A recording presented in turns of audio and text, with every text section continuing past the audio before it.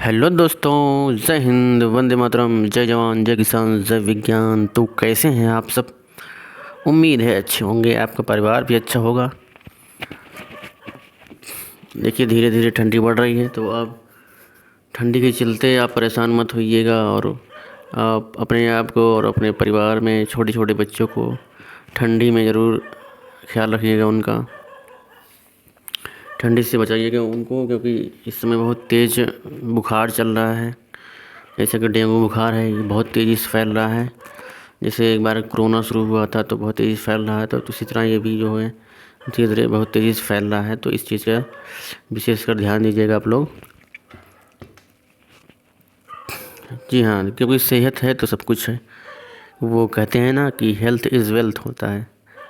अगर आपके पास स्वास्थ्य है, आप स्वस्थ हैं, तो समझ लीजिए आपके पास सब कुछ है। अगर आपके पास स्वस्थ नहीं है, आपके पास स्वास्थ्य नहीं है, तो आप जो है कुछ भी नहीं हैं। क्योंकि जो है अब्राहम लिंकन साहब ने कहा था कि स्वस्थ शरीर में स्वस्थ मस्तिष्क का विकास होता है। तो अगर आपका शरीर स्वस्थ रहेगा तो आपके दिमाग भी स्वस्थ रहेंगे, मस्तिष्क भी स्वस्थ रहेंगे और आपके विचार भी अच्छे अच्छे आएंगे। तो चलिए शुरू करते हैं बिना किसी तरीके। यहाँ पर देखिए मैं आपके लिए लाया हूँ स्वास्थ्य एवं पोषण। स्वास्थ्य से संबंधित, आपके स्वास्थ्य से संबंधित और पोषण से संबंधित यहाँ पर मैं वीडियो लेके आया हूँ आपके लिए। हेल्थ एंड न्यूट्रिशन, यानी कि आप अपने स्वास्थ्य को कैसे अच्छे से कर पाएंगे, कैसे अच्छे से बढ़ा पाएंगे अपने स्वास्थ्य को। और उसके बाद अगर आपके अंदर कोई किसी भी चीज़ की पोषण की कमी होती है, उससे संबंधित कौन से रोग होते हैं, तो उसके निपटान के लिए भी यहाँ पर क्वेश्चन किए गए हैं। तो वीडियो को ध्यान से देखिएगा, ध्यान से पढ़िएगा और कमेंट बॉक्स में इसका आंसर ज़रूर कीजिएगा। तो चलिए शुरू करते हैं। यहाँ पर देखिए पहला क्वेश्चन है आपके लिए, भोजन का अनिवार्य अवयव कौन सा है? तो यहाँ पर देखिए ग्लूकोज है, प्रोटीन है, कार्बोहाइड्रेट है, स्टार्च है। यहाँ पर आपको बताना है who is the most important factor of your meal of your food. तो यहाँ पर देखिए क्या है, ग्लूकोज है, प्रोटीन, कार्बोहाइड्रेट एंड स्टार्च।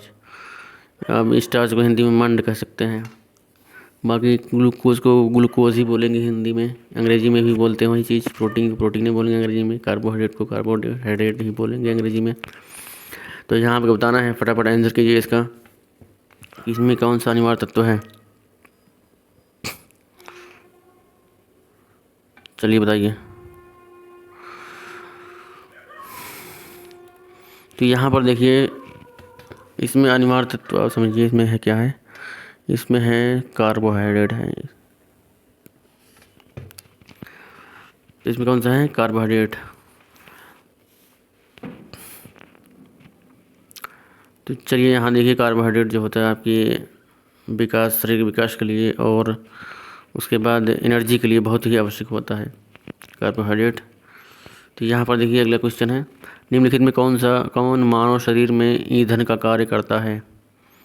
जी हाँ दोस्तों, तो मानव शरीर के लिए इसमें से कौन सा ऐसा तत्व है, कौन सा पदार्थ है जो मनुष्य के लिए फ्यूल का काम करता है, मनुष्य की बॉडी के लिए? तो पहला है प्रोटीन, दूसरा है कार्बोहाइड्रेट, तीसरा है विटामिन, चौथा है जल। तो आप बताइए। देखिए यहाँ पर आपका समय शुरू होता है, मैं 5 सेकंड तक वेट करूँगा आपका, उसके बाद जो है इसका आंसर मैं खुद ही दूंगा। तो यहाँ पर देखिए कार्बोहाइड्रेट, प्रोटीन, विटामिन और जल, इनमें से क्या सही होंगे? जी हाँ दोस्तों, क्या है ये, कार्बोहाइड्रेट। यहाँ पर आप समझिए का ईंधन का मतलब क्या होता है, वह चीज़ जो है जलने के बाद जो ऊर्जा उत्पन्न करता है वही क्या होता है, ईंधन होता है। तो जैसे एक ईंधन होता है, पेट्रोल होता है, जब जलता है वो गाड़ी में, तब उसको गाड़ी को एनर्जी देती है, ऊर्जा देती है, तो वह गाड़ी आगे बढ़ती है। ठीक उसी प्रकार से जो कार्बोहाइड्रेट होता है हमारी बॉडी के अंदर जाता है, तो वो घुल करके हमारे बॉडी में घुल करके, यानी कि हमारे ब्लड में घुल करके वो हमारे शरीर के लिए, यानी कि जो भी अंदर की बाहर की जो भी क्रियाएं होती हैं उनके लिए ये ईंधन का काम करता है, एनर्जी देता है, ये फुल एनर्जी देता है। तो चलिए अगले देखिए, किसी तत्व के विघटन के फलस्वरूप सबसे अधिक ऊर्जा किसी से उत्पन्न होती है? यहाँ पर आपको बताना है किस तत्व के विघटन के। यहाँ पर जो भी तत्व लिखे हुए हैं आपको ये बताना है वह कौन सा तत्व है जिसके विघटन के पश्चात, विघटन मतलब टूटने के पश्चात, उसमें से सबसे ज़्यादा एनर्जी कौन उत्पन्न करता है। प्रोटीन है, विटामिन है, या फिर वसा है, या फिर कार्बोहाइड्रेट है। यस दोस्तों, आपको बताना है। आपका समय शुरू होता है तो आप बताइए फटाफट कमेंट बॉक्स में।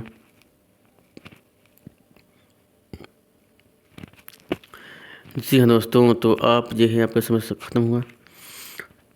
तो यहाँ आपको बताना है ऐसे कौन सा पदार्थ है जिसको आपकी बॉडी के अंदर टूटने के बाद यानी खाने के बाद सबसे ज़्यादा एनर्जी, सबसे ज़्यादा ऊर्जा किससे मिलती है। तो यहाँ पर देखिए प्रोटीन है। तो प्रोटीन जो होता है इससे आप एनर्जी तो बहुत ही कम मिलती है इससे, तो ये इससे नहीं हो पाएगा। विटामिन से तो बिल्कुल एनर्जी नहीं मिलती है आपको। एनर्जी मिलती है आप जान लीजिए, इससे प्रोटीन से मिलती है लेकिन कम मिलती है। आप इसमें से चयन कीजिए दोनों में, थर्ड और फोर्थ में। मैं आपको बता देता हूँ। तो सबसे ज़्यादा एनर्जी किससे उत्पन्न होती है। नहीं नहीं, आप तो गलत बता रहे हैं। आप समझ रहे हैं कि कार्बोहाइड्रेट है। जी हाँ दोस्तों, तो कार्बोहाइड्रेट नहीं है। तो क्या है, वसा, दैट इज़ फैट।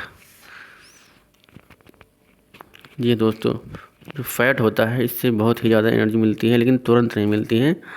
जब फैट ये इसका विघटन होता है उसके बाद तब इसकी एनर्जी मिलती है। लेकिन कार्बोहाइड्रेट क्या होता है, इससे आपको तत्काल एनर्जी मिलती है। जैसे गुड़ होता है या चीनी होता है, इसको आप खाएंगे आपको अंदर तत्काल एनर्जी मिलेगी। वसा से मिलती है एनर्जी लेकिन इससे ज़्यादा मिलती है कार्बोहाइड्रेट से, लेकिन वह थोड़ी देर बाद मिलती है, लेकिन सबसे ज़्यादा ऊर्जा यही उत्पन्न करता है। तो यहाँ पर देखिए क्वेश्चन नंबर 4 है, शरीर की वृद्धि एवं विकास के लिए, शरीर के वृद्धि एवं विकास हेतु कौन कौन सा पदार्थ आवश्यक है। यहाँ आपको बताना है कौन कौन सा पदार्थ आवश्यक है। यहाँ पर देखिए शरीर की वृद्धि और विकास दोनों इसमें चीज़ें दी गई हैं। हेल्थ, शरीर की ग्रोथ एंड डेवलपमेंट के लिए यहाँ पर कौन कौन से पदार्थ आवश्यक हैं। देखिए वृद्धि और विकास में बहुत बड़ा अंतर होता है दोस्तों। वृद्धि का मतलब होता है किसी भी चीज़ की लंबाई में जो होती है, बढ़ोतरी होती है, वही वृद्धि होता है। लेकिन विकास का मतलब होता है कि उसकी लंबाई भी, चौड़ाई भी, मोटाई भी, हर जगह से उसको लिया जाता है। तो विकास मतलब होता है शरीर के विकास से और मानसिक विकास दोनों से इसका मतलब होता है विकास। डेवलपमेंट जो होता है ये दोनों प्रकार से लिया जाता है। जबकि वृद्धि जो होता है सिर्फ लंबाई में बढ़ोतरी के लिए उसको उत्तरदायी माना जाता है। तो यहाँ पर देखिए प्रोटीन है, कार्बोहाइड्रेट है, जल एवं खनिज लवण है, और चौथा है सभी। तो आपको बताना है ये इसमें कौन सा आंसर सही है।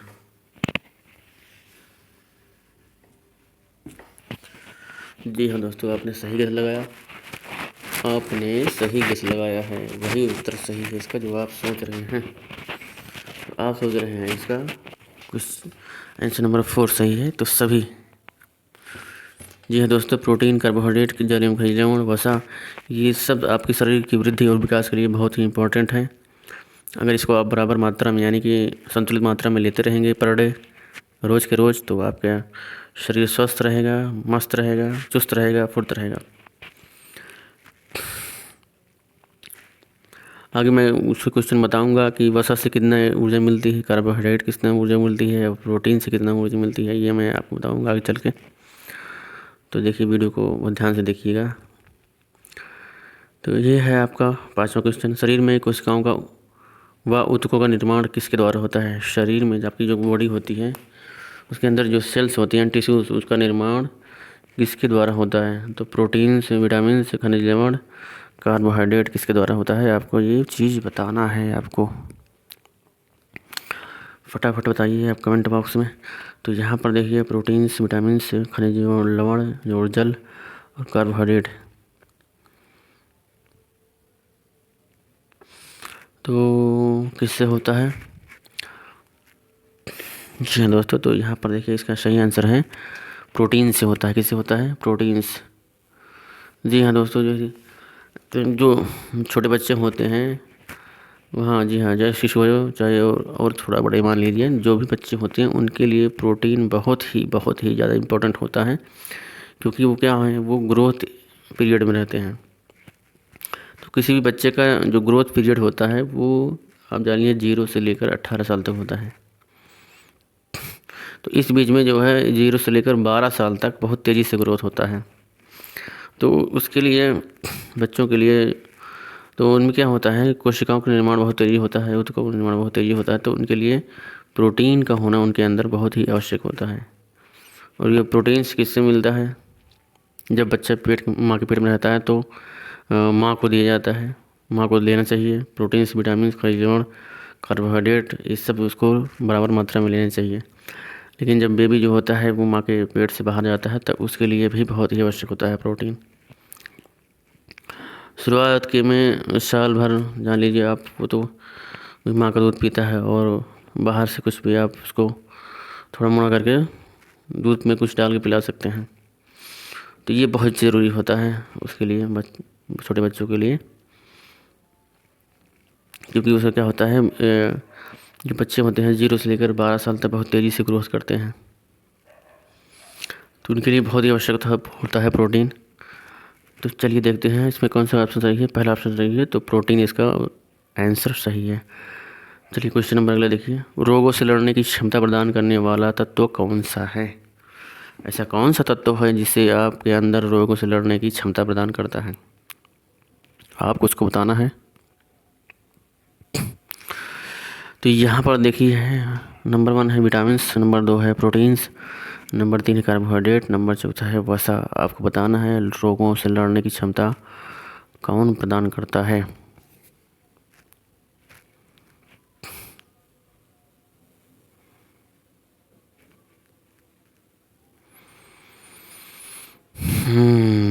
तो रोगों से लड़ने की क्षमता कौन प्रदान करता है?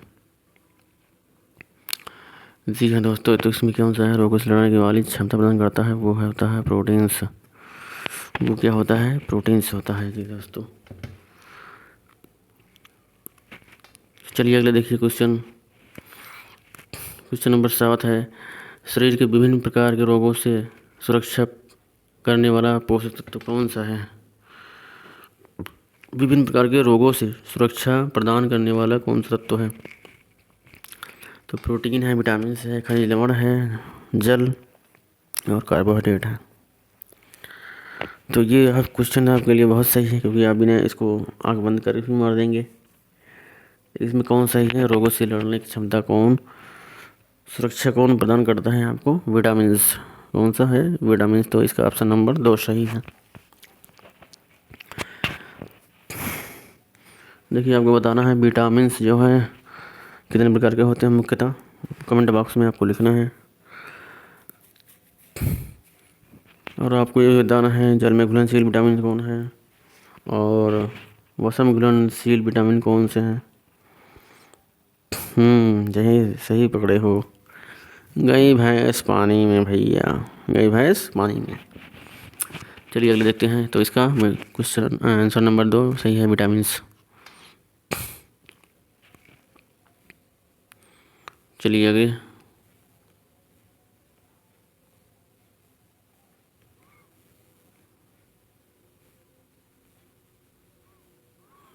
देखते हैं। शरीर को कितने प्रकार की कार्बोहाइड्रेट की आवश्यकता होती है? शरीर को कितने प्रकार के कार्बोहाइड्रेट की आवश्यकता होती है? जो आपका शरीर है उसके लिए कौन से कार्बोहाइड्रेट की 2 कार्बोहाइड्रेट की आवश्यकता होती है? मंड है, शुगर है, पॉलीसेकेराइड है, या मंड और शुगर दोनों है? कौन सा है?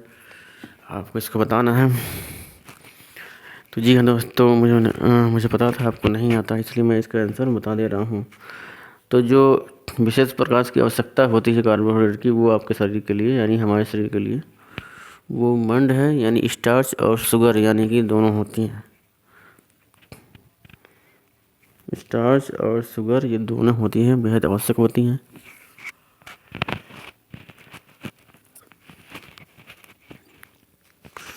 जी हाँ दोस्तों, जो है मंड जो होता है वो जिसको स्टार्च बोलते हैं, कुछ वनस्पतियों में पाया जाता है।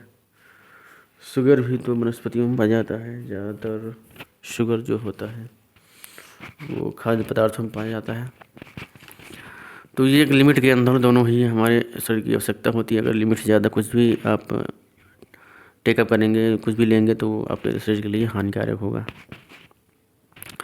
चलिए अगले क्वेश्चन देखते हैं। यहाँ पे बताना है ग्लूकोज का सूत्र कौन सा है, पहला है या फिर दूसरा है या फिर तीसरा है या फिर इनमें से कोई नहीं। पहला है C6H11O6, दूसरा है C6H12O6, तीसरा है C6H10O5, चौथा इनमें से कोई नहीं। तो आपको बताना है ग्लूकोज का सूत्र कौन सा है। दोस्तों फटाफट बताइए कमेंट बॉक्स में।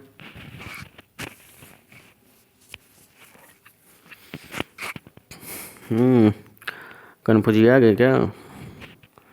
मुझे पता था आप कन्फ्यूज आ जाओगे।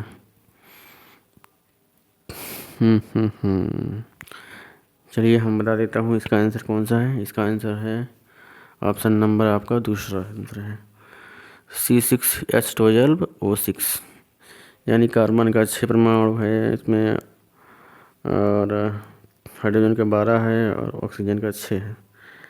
अगर कार्बन और का 6 परमाणु, हाइड्रोजन का 12 परमाणु और ऑक्सीजन का भी 6 परमाणु मिल जाते हैं तो वहाँ पर ग्लूकोज का निर्माण हो जाएगा।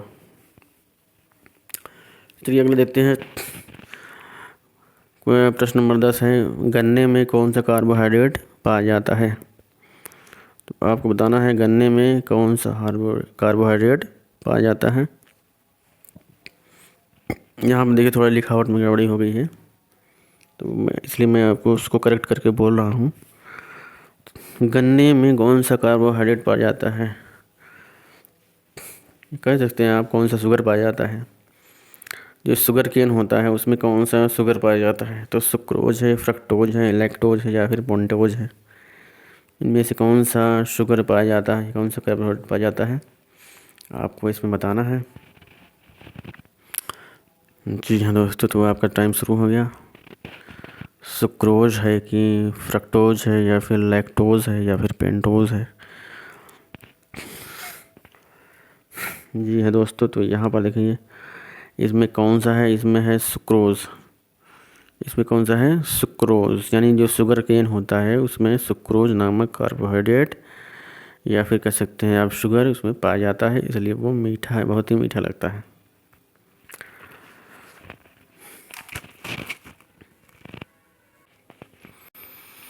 चलिए अगर आपको बताना है यहाँ पर क्वेश्चन नंबर 11 है, मीठे फलों में कौन सा कार्बोहाइड्रेट पाया जाता है। तो जो फल मीठे होते हैं, चाहे वो आप ये कह सकते हैं चाहे वो आम हो या फिर क्या बोलते हैं उसको एप्पल हो या फिर कुछ और हो, जो भी हो, जो भी फल मीठे होते हैं उनका कारण क्या है, उनमें कौन सा कार्बोहाइड्रेट पाया जाता है, ये आपको बताना है। तो पहला है सुक्रोज, दूसरा है गैलेक्टोज, तीसरा है फ्रक्टोज, चौथा है इनमें से कोई नहीं। तो आपका समय शुरू होता है, बताइए फटाफट।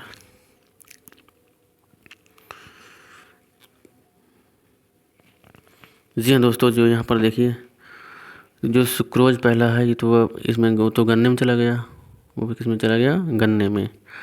अब बचा है गैलेक्टोज और फ्रक्टोज, इन दोनों में आपको बताना है कौन सा पाया जाता है।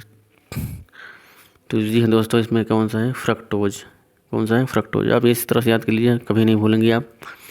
ये फा से फल, फा से फ्रक्टोज, फा से फल, फा से फ्रक्टोज, इस तरह याद करेंगे, उस तरह से याद हो जाएगा। और उधर क्या देखिए, सू से सुक्रोज, सू से शुगर केन, सू से शुगर केन, सू से सुक्रोज, इस तरह याद कर लेंगे तो आपको याद हो जाएगा, कभी नहीं भूलेगा आपको। तो चलिए दोस्तों अगला देखते हैं। देखिए अगला है चीनी का सूत्र, आपको बताना है चीनी का सूत्र क्या है। क्वेश्चन नंबर 12 है। अब देखिए चीनी का सूत्र बताइए, इसमें पहला है, दूसरा है, तीसरा है या फिर चौथा है, क्या है इसमें, देखिए चीनी का सूत्र। तो आप देखिए इसमें क्या है, C6H12O6, C12H22O11, C22H11O22 और चौथा है C12H11O22। आपको बताना है चीनी यानी शक्कर का सूत्र क्या है, जो आप लोग चाय में डाल के पीते हो, शरबत में बनाकर पीते हो, या आपके खोए में डाला जाता है, मिठाइयों में डाला जाता है जो चीनी होता है, तो उसको आपको बताना है कि इसका सूत्र क्या है, आखिर क्या है सूत्र भैया इसका। चलिए बताइए फटाफट। जी हाँ दोस्तों, तो मुझे पता था आपको नहीं पता है, इसलिए मैं बता ही दे रहा हूँ पहले से। तो पहला जो देखिए या C6H12O6 ये तो निकल गया आपका, ये तो आपका निकल गया उसमें, किसमें निकल गया आपके ग्लूकोज में निकल गया। ये तो नहीं होगा बिल्कुल। दूसरा क्या होगा, दूसरा है C12, इसी का जस्ट आप डबल कर देंगे तो आपको ग्लूकोज से आपको चीनी मिल जाएगा। तो ये आपका हो गया ऑप्शन नंबर 2 सही है, C12H22O11। जी हाँ दोस्तों, यही क्या है, चीनी का सूत्र है। अब आपको बताना है नमक का सूत्र क्या है। देखिए आपने गन्ना जो है खा लिया, उसका रस पी लिया, फल खा लिया, चीनी भी खा लिया है, तो आपको बताना है नमक जो खाते हैं आप, उसमें उसका सूत्र बताना है। नमक का सूत्र क्या है आपको ये बताना है, कमेंट बॉक्स में लिखिए ज़रूर ज़रूर ज़रूर ज़रूर। चलिए अगला देखते हैं, क्वेश्चन नंबर 13, कौन सा कार्बोहाइड्रेट जल में विलय होता है। कौन सा कार्बोहाइड्रेट जल में विलय होता है आपको बताना है। तो ग्लूकोज है, सुक्रोज है, माल्टोज है, स्टार्च है। कौन सा कार्बोहाइड्रेट जल में विलय होता है। जी दोस्तों, बहुत इंपॉर्टेंट क्वेश्चन है, फटाफट बताइए आप। तो ग्लूकोज है या फिर सुक्रोज है या माल्टोज या फिर स्टार्च है।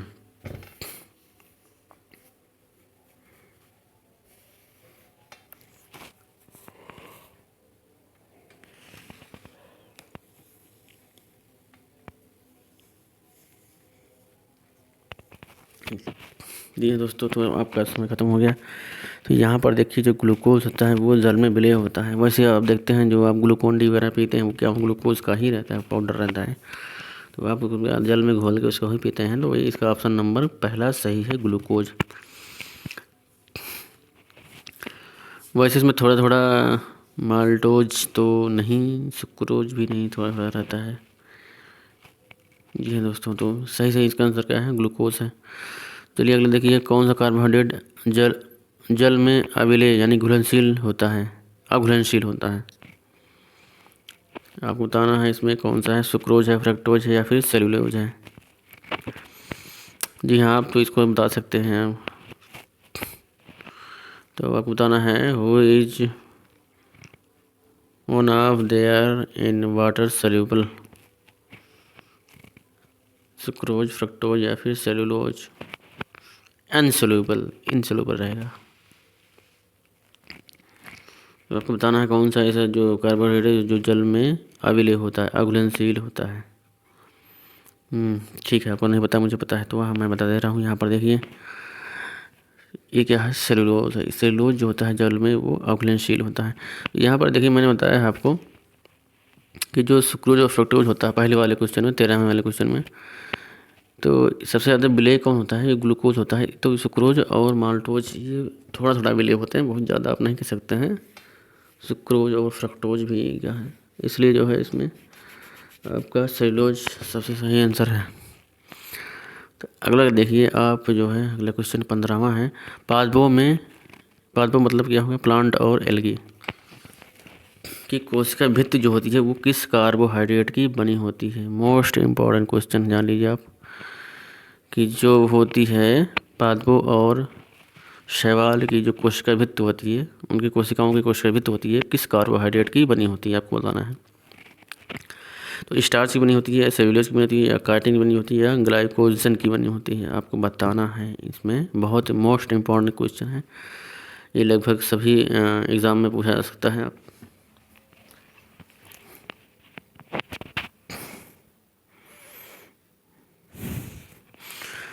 जी हाँ दोस्तों, जो यहाँ पर जितने भी क्वेश्चन हैं वो जनरल साइंस के क्वेश्चन है। आप इसको किसी भी एग्ज़ाम के लिए पढ़ सकते हैं। ये इस पर स्पेशलिटी नहीं है कि आप ये नीट वाला है या फिर कुछ और वाला है, तो इसमें नीट वाले भी इसको पढ़ सकते हैं। चाहे वनडे वाले एग्ज़ाम जो तैयारी करते हैं उनके लिए तो बहुत ही ख़ास है, ख़ास उनके लिए भी है। राष्ट्रीय आविष्कार अभियान के लिए भी ख़ास है, और UPNMMS के लिए भी बहुत ख़ास है। तो चलिए देखिए यहाँ पर कौन सा आंसर है, सेलुलोज। कौन सा है, नंबर 2 सेलुलोज। जी हाँ दोस्तों, जो शैवाल होते हैं या भी जो भी पेड़ पौधे होते हैं उनकी जो कोशिकाएं होती हैं वो सेलुलोज की बनी होती हैं। कोशिका भित्ति जो होती है वो सेलुलोज की बनी होती है। तो अगला देखिए क्वेश्चन नंबर 16, काउको यानी फंजाई कि कोशिका भित्ति किस कार्बोहाइड्रेट की बनी होती है, आपको बताना है। जी हाँ दोस्तों, किसकी बनी होती है? तो ग्लाइकोजन है, स्टार्च है, काइटिन है, या फिर इनमें से कोई नहीं है। बहुत इंपॉर्टेंट क्वेश्चन है, मोस्ट इम्पॉर्टेंट क्वेश्चन ये भी है।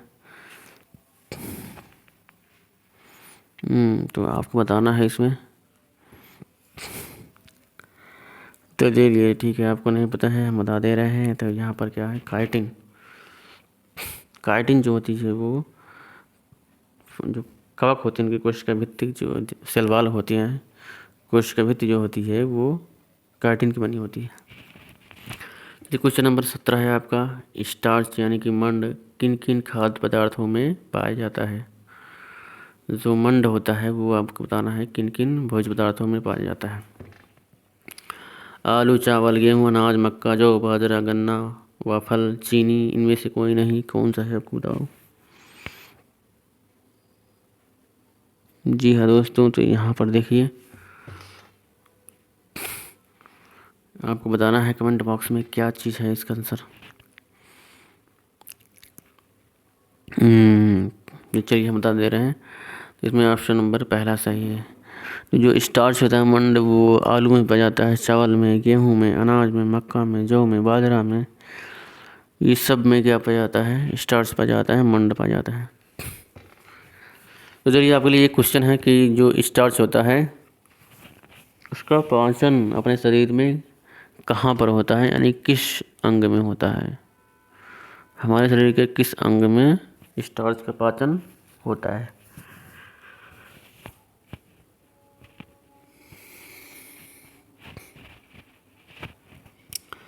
चलिए अगला देखिए, क्वेश्चन नंबर 18 है। मक्का, जौ, बाजरा में मुख्य रूप से कौन सा कार्बोहाइड्रेट पाया जाता है?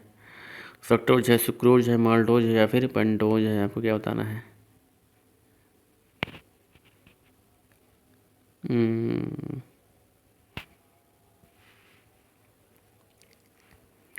जी हाँ दोस्तों, तो आपको बताना है कौन सा है इसमें? माल्टोज है। चलिए देखिए, क्वेश्चन नंबर है 19वां आपका। माल्टोज का उपयोग कहाँ कहाँ पर किया जाता है? माल्टोज का उपयोग कहाँ किया जाता है? बियर व शराब बनाने में, चीनी बनाने में, आटा बनाने में, चौथा है इनमें से कोई नहीं। आपको बताना है माल्टोज होता है वो कहाँ कहाँ उपयोग में लाया जाता है।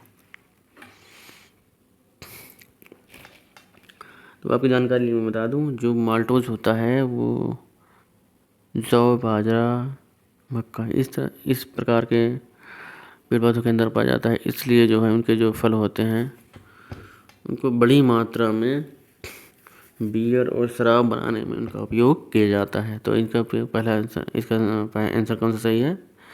पहला सही है, बियर और शराब बनाने में। चलिए अगला देखिए, क्वेश्चन नंबर इसका 20 है, जो इस वीडियो का आखिरी क्वेश्चन है। यहाँ पर देखिए, 1 ग्राम कार्बोहाइड्रेट में कितना कैलोरी ऊर्जा प्राप्त होती है? 1 ग्राम कार्बोहाइड्रेट से कितनी कैलोरी ऊर्जा आपको प्राप्त होती है? जी हाँ दोस्तों, तो इसका आंसर को आपको बताना है। इसके आंसर को आपको बताना है कौन सा है। 2 कैलोरी है, 4 कैलोरी है, 9 कैलोरी है, या फिर 100 कैलोरी है? इसका आंसर जानने से पहले मैं आपसे एक गुजारिश करूंगा कि वीडियो अगर अच्छा लगा हो तो आप वीडियो को ज़्यादा से ज़्यादा शेयर कीजिए, लाइक कीजिए, कमेंट कीजिए और चैनल को मेरे सब्सक्राइब कर लीजिएगा। मिलते हैं अगली वीडियो में। मैं आपको बताऊंगा कि इससे संबंधित सारे क्वेश्चन को आपको कवर करूंगा। उसके बाद बताऊंगा कि कितना कैलोरी आपको चाहिए पर डे और क्या क्या चीज़ खाएंगे तो आपकी सेहत हमेशा बनी रहेगी, आप हमेशा हष्ट पुष्ट रहेंगे, आपकी त्वचा निखरी हुई रहेगी, चमकती रहेगी। किन चीज़ों को आपको खाना है, किन चीज़ों को आपको नहीं खाना है, जिससे आपके शरीर में ऊर्जा बनी रहे प्रॉपर और आपके शरीर जो है चमकता रहे। उसके बाद मैं आपके बैलेंस डाइट की भी चर्चा करूँगा कि बैलेंस डाइट में कौन कौन सी चीज़ होनी चाहिए। तो यहाँ पर देखिए, इसका सही आंसर क्या है? 1 ग्राम कार्बोहाइड्रेट से आपको 4 कैलोरी ऊर्जा मिलती है। कितनी मिलती है आपको? 4 कैलोरी। जी हाँ दोस्तों, कितनी मिलेगी? 4 कैलोरी। जी हाँ दोस्तों, तो ये रहा आपका आंसर। तो यहाँ पर देखिए, ये दोस्तों आज के लिए इतना ही। तो वीडियो को ज़रूर शेयर कीजिएगा, कमेंट करिएगा, चैनल को सब्सक्राइब कर लीजिएगा। तो यहाँ पे चलिए देखते हैं अगला, मिलते हैं फिर आपसे अगले वीडियो में। अगर आपको किसी भी वीडियो का टॉपिक बनवाना हो, साइंस से रिलेटेड A to Z किसी भी टॉपिक बनाना हो, तो आप कमेंट बॉक्स में ज़रूर लिखिएगा। मैं उसको आपके कमेंट को ज़रूर पढ़ूँगा और आपकी वीडियो को मैं ज़रूर बनाऊँगा, 100% बनाऊँगा। और इस तरह से बनाऊँगा ताकि आपको समझने में बहुत ही आसानी हो। चलिए मिलते हैं फिर अगले वीडियो में। तब तक के लिए जय हिंद, वंदे मातरम। अपना ख्याल रखिए, अपने परिवार का भी ख्याल रखिएगा। जय हिंद।